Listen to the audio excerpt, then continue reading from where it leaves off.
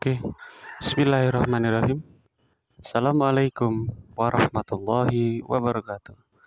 Selamat pagi teman-teman. Salam otodidak farm. Oke, baik teman-teman. Selamat pagi semuanya.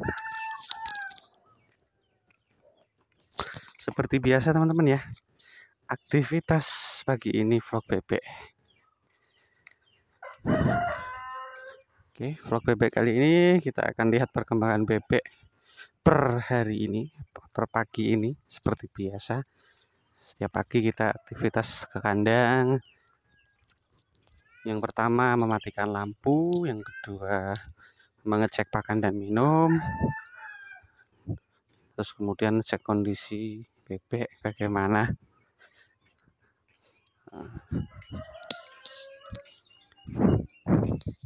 Kita buka dulu.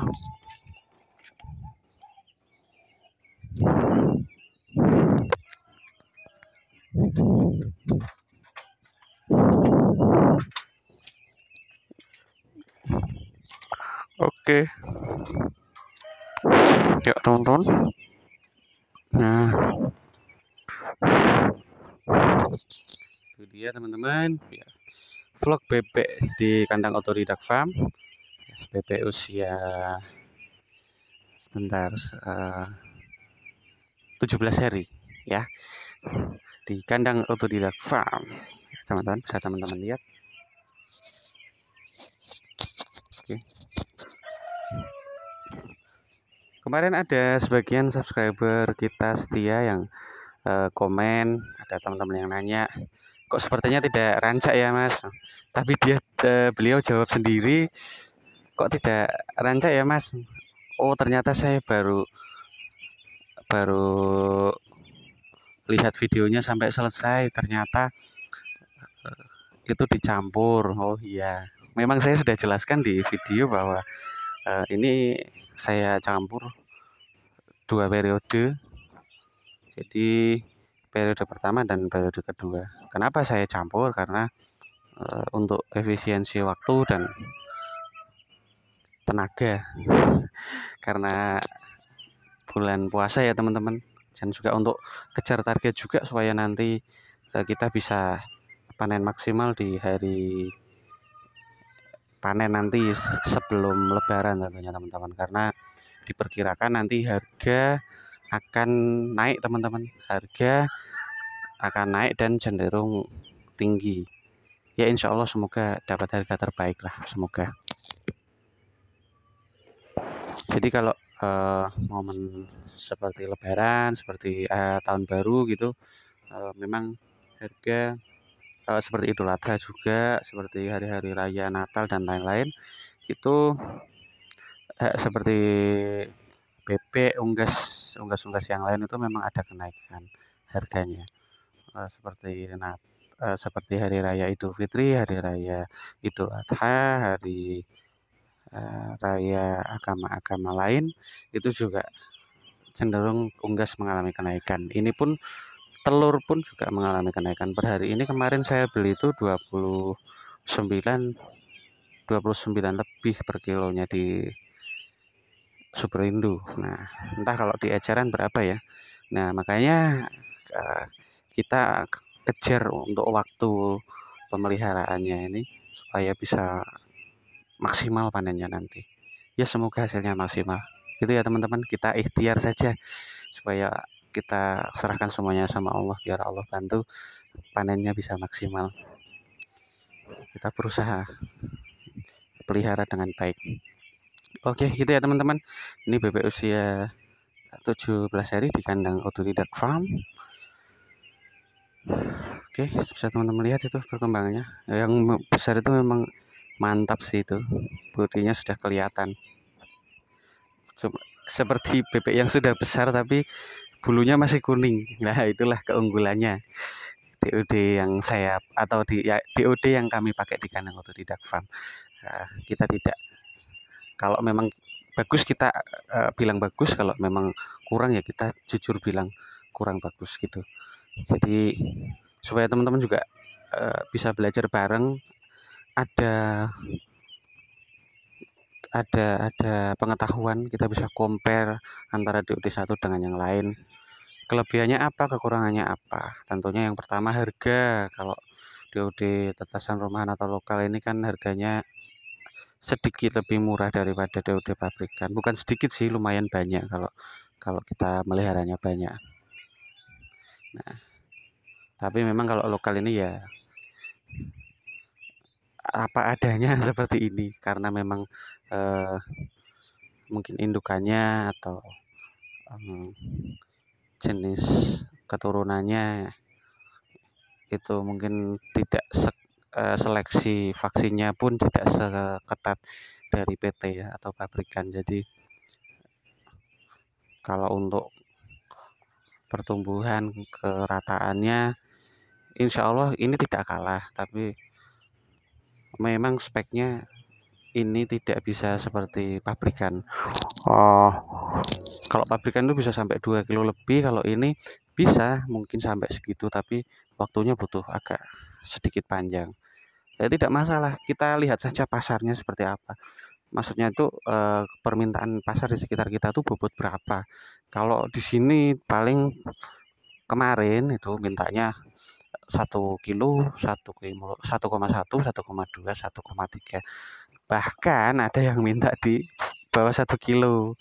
Jujur saja itu teman-teman, ada yang minta di bawah 1 kilo lah. Kalau di bawah 1 kilo, sekitar mereka mintanya 800 sampai 900 gram. Berarti 8 sampai 9 on ya, belum 1 kilo.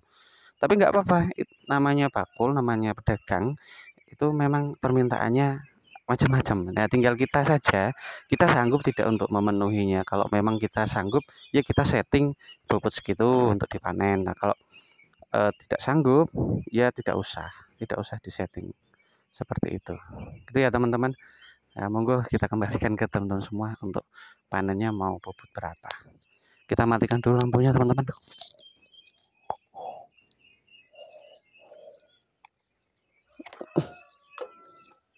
Oke. Ya. Oke teman-teman, ini bebek usia pemeliharaan 17 hari di kandang Otodidak Farm. Ya teman-teman, alhamdulillah sehat-sehat.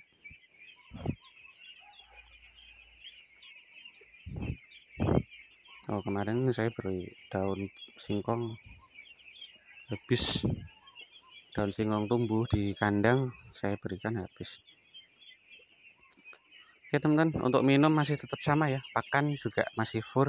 Hari terakhir kemarin mau saya self pick tapi memang saya tidak jadi self pick karena tidak jadi pemberian pakan secara adukan yang saya racik itu karena kemarin itu di tempat kami itu cuacanya panas, jadi saya berikan pakan fur yang terakhir dari kami supaya bebeknya juga apa ya maksimal dia tumbuh kembangnya karena memang cuacanya panas kita belum berani coba. Nanti kalau ini hari ini pasti kita akan berikan selfie karena ini sudah habis pakannya, jadi di tempat pakan juga tinggal sedikit, nanti biar habiskan dulu, nanti sore kita mulai pemberian pakan self mix gitu ya teman-teman. Update terbaru di kandang Otodidak Farm. Nah, bagi teman-teman yang ada pertanyaan, yang ada request, monggo silahkan kita diskusi yuk bareng, nggak apa-apa. Jangan malu bertanya, untuk tinggalkan komen di kolom komentar. Jangan sungkan, nggih. Silahkan kita belajar bersama-sama. Tidak ada yang apa jago, tidak ada yang bermaksud aneh-aneh atau tidak ada yang maksud menggurui. Kita di sini belajar bersama. Saya pun masih belajar, teman-teman juga mungkin yang pengen butuh ilmu dan pengalaman. Nah, ini bisa ikuti terus vlog bebek kami karena ini update kegiatan daily activity kita sehari-hari bagaimana di kandang. Teman-teman bisa lihat ya. Jadi untuk sebagai gambaran ke depannya bagi teman-teman yang ingin beternak, yang sudah beternak juga eh, bisa menjadikan motivasi untuk selalu beternak dengan baik, merawat ternaknya dengan sebaik mungkin. Gitu ya teman-teman, update di kandang Otodidak Farm hari ini. Ini hari kedua di bulan Ramadan. Ini kita menjalankan puasa di hari kedua. Semoga lancar puasanya, tapi bebek tetap makan terus ya teman-teman. Bebeknya tidak puasa. Ya, yang melihara ini puasa. Jadi kita selain bisa untuk aktivitas ngabuburit di kandang kalau sore hari, kita juga bisa uh, merawat bebek atau beraktivitas di kandang bebek dengan nikmat di bulan puasa ini. Gitu ya teman-teman, update di kandang otodidak farm hari ini. uh, untuk pertanyaan atau saran atau komentarnya silahkan ditinggalkan di kolom komentar teman-teman. Ini update per hari ini, alhamdulillah itu sudah ada yang besar, mungkin itu sudah hampir atau bahkan sudah hampir lah, itu hampir 1 kilo itu yang sedang minum. Lumayan ini DOD-nya dapat yang bagus, sudah vaksin juga. Kalau teman-teman tanya apakah ada kematian, kemarin sudah saya jelaskan untuk brooding tidak ada kematian, tapi memang di tengah jalan ada yang terjepit kemarin satu, terus yang dua itu masuk ke tempat minum yang galon itu waktu masih kecil. Ya memang itu error sih, error karena saya waktu itu lupa menutup kandang box broodingnya, jadi mereka mungkin kedinginan. Ada yang sampai masuk ke tempat minum itu ada 2, terus yang kecepit 1, tapi yang kecepit itu malah hidup sepertinya sampai sekarang. Nah, berarti ya nanti kita lihat saja. Terus kemarin ada yang lumpuh teman-teman, ada yang lumpuh dan ada yang kejang juga. Itu kita sudah singkirkan, sudah dipisah supaya tidak nular ke teman-temannya yang lain ya gitu teman-teman.